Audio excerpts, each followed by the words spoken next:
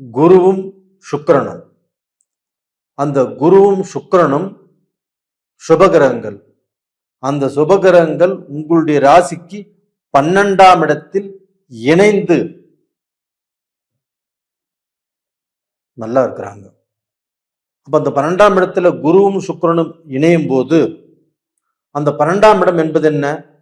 ஒரு குடும்பம், ஒரு குடும்ப சந்தோஷம், ஒரு தாம்பத்தியம், அயன சயன போகஸ்தானம். இதுல கண்டிப்பாக சந்தோஷமாக இருக்கணும், இருப்பீங்க.